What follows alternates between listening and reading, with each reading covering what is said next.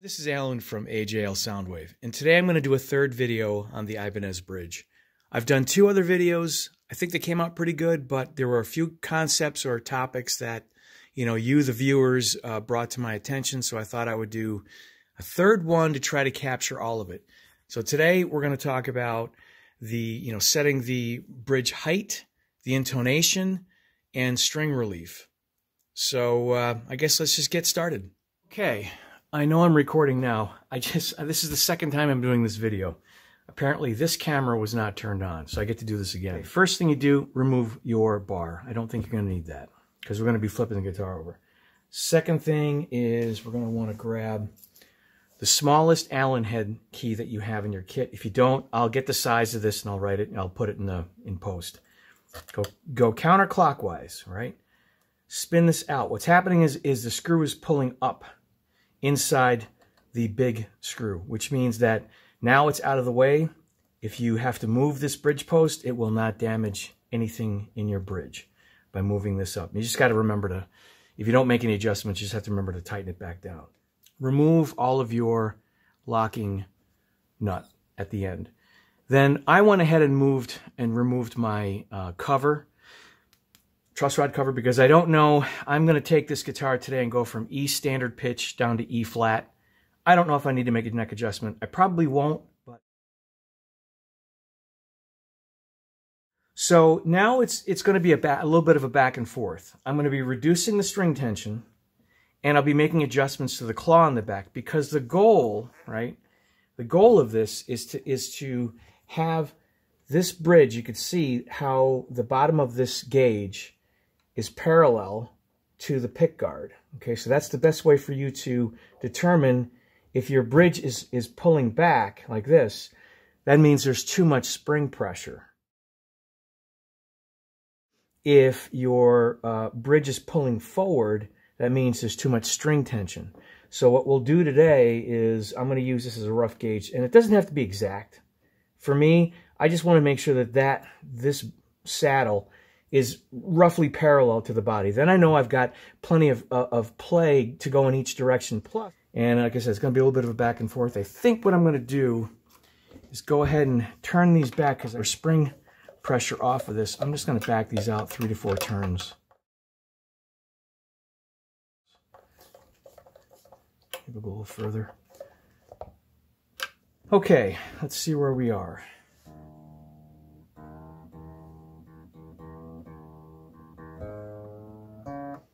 I'm actually going to use this tuner over here as well. So it's nice to have both. This is just going to help me roughen because I'm already looking in this direction. All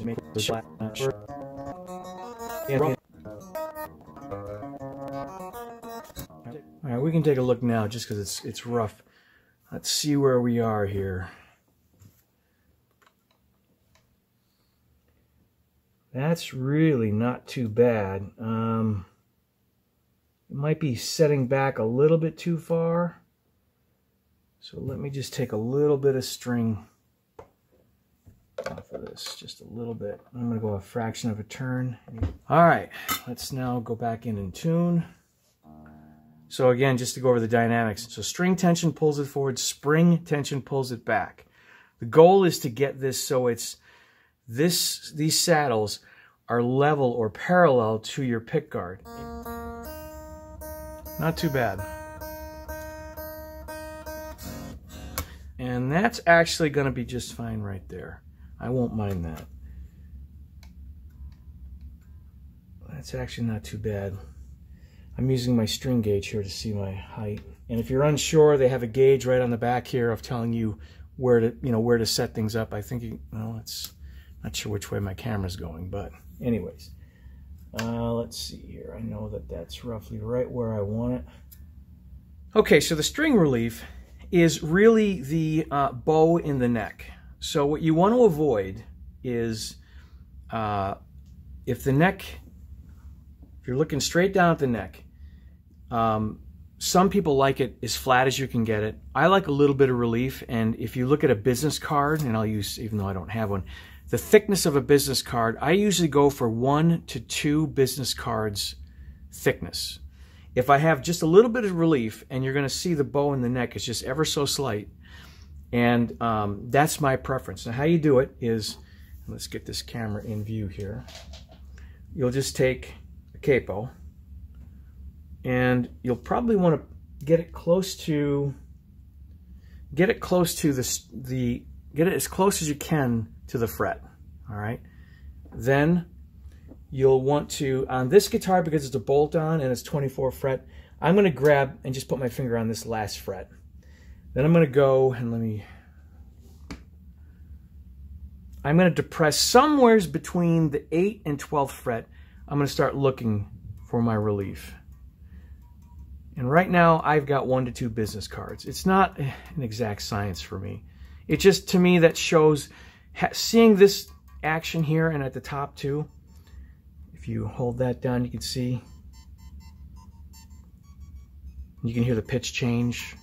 That tells me that my neck is got a little bit of relief. That's all I care about. I don't, on this guitar, because it's more of a shred guitar than a, let's say, a slide guitar. On my SG, I think I have the most relief, but on this one, I have the least.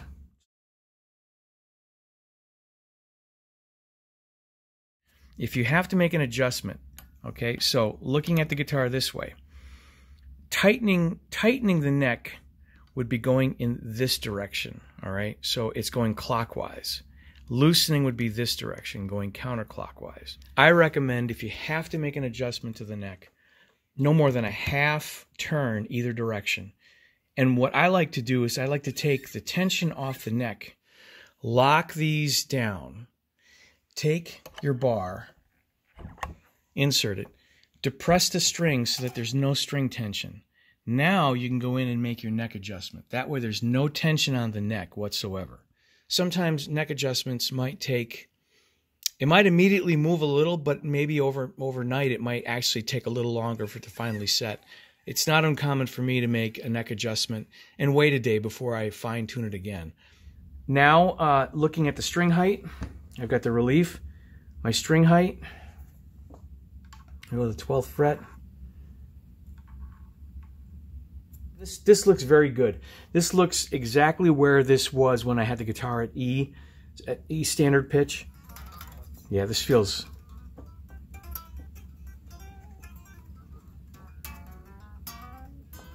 Yeah, it feels good. So the locking screw again, if you know, to loosen counterclockwise, all right, that is bringing the screw from down at the bottom up. And when you go to the top, it'll tighten up again. And why it's doing that is because it's the top of the cap screw is hit the top of where they've milled the inside of this big adjusting screw, so you can't go any further. Which is the reason why most people think, well, maybe this is reverse threaded and I think I'm at the bottom. No, you're at the very top when you've gone counterclockwise. As far as setting the string height, you've got to grab the largest Allen key.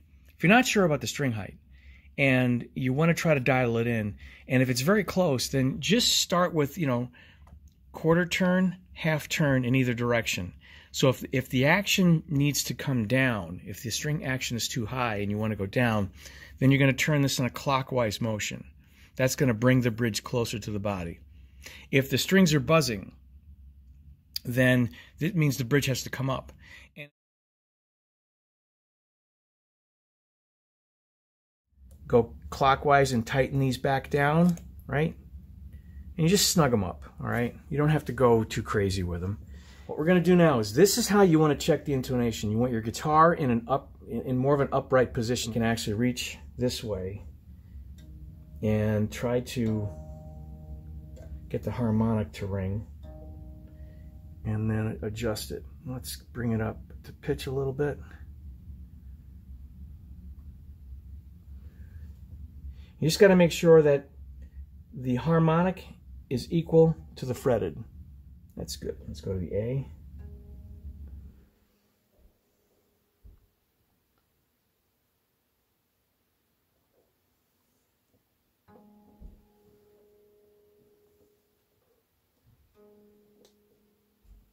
A looks good. These should be good because I just did this a while ago. So I don't expect the intonation to be out. Well, that one could be out. All right. So when you're doing your intonation, if you find out, like in this case, the D is sharp, you got to remember 25.5 scale length means that from the nut, which is that way, to the bridge, 25.5 inches.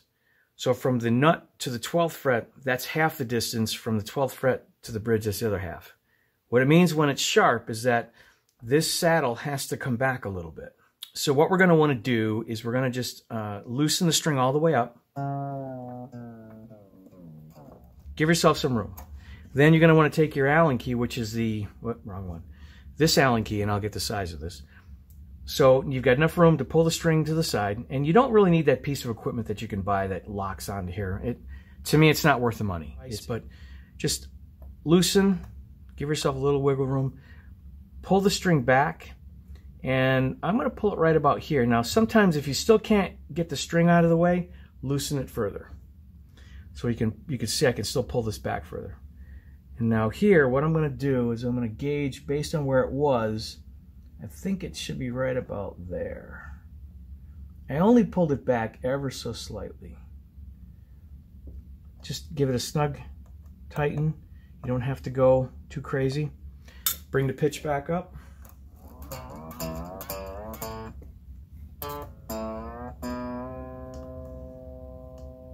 All right, let's check the pitch. So that's still sharp. Not by much, but let's go and do it again. I'll go further this time.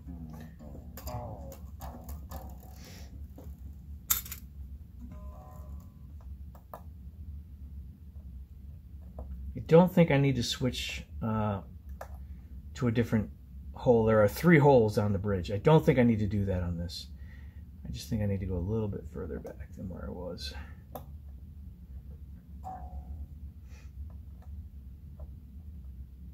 Because the size of the diameter of the cap on the screw will bottom out on this base plate. So you can still get quite an adjustment, even if it looks like the screw is barely grabbing the saddle. That's okay. You can see I've got probably 2/3 of the screw on top of that saddle. So you got plenty of room still. Like, I would not move that yet.